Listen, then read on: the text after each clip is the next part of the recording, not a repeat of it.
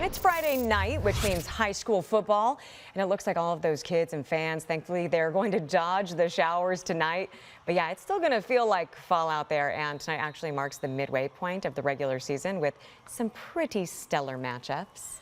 For more on what our crews will be out covering tonight, we head out to T-Mobile Park Live, where our own Chris Swanson is pulling double duty, football and the Never Say Die. So you're saying there's a chance, Mariners. Hey, Chris.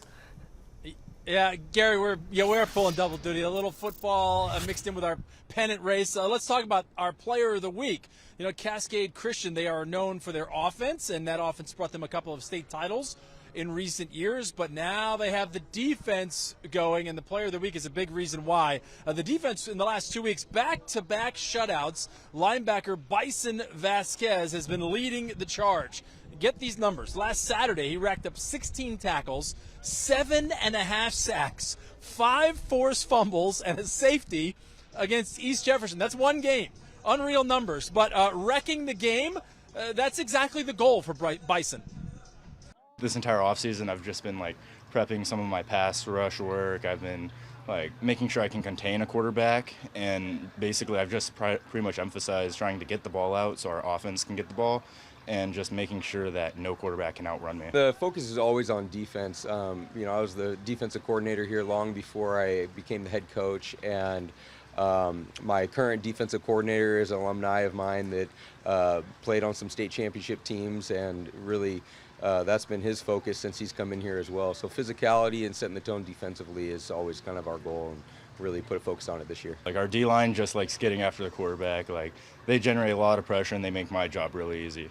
The 3 last games, our varsity hasn't given up a single point. Against Elma, the JV gave up 20 or so. But as a whole, our D-line is really the key to our defense as a whole. They've been flying around and playing really physical football, really putting a focus on turnovers and stripping the football, going after it in the air, and that's been the goal, and our guys have been balling out. We have so much more room to grow.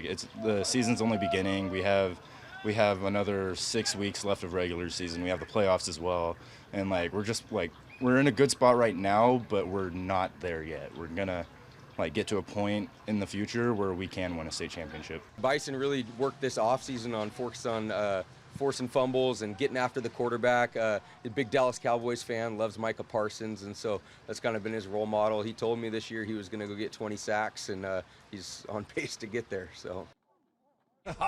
I'd say he's on pace. He has 14.5 already at the halfway point. And, oh, by the way, he caught a touchdown pass last week, too. So I say he's a worthy player of the week. Cascade Christian visiting Kings tonight at 7 p.m. Some other games we have for you.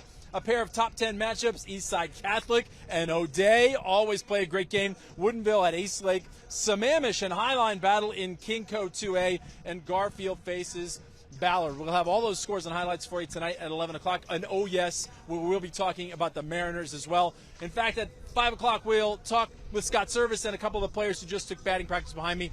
It really is chilly out here. So I'm not sure how much offense we're going to have tonight, guys. But we'll send it back to you in the studio. All the highlights later on.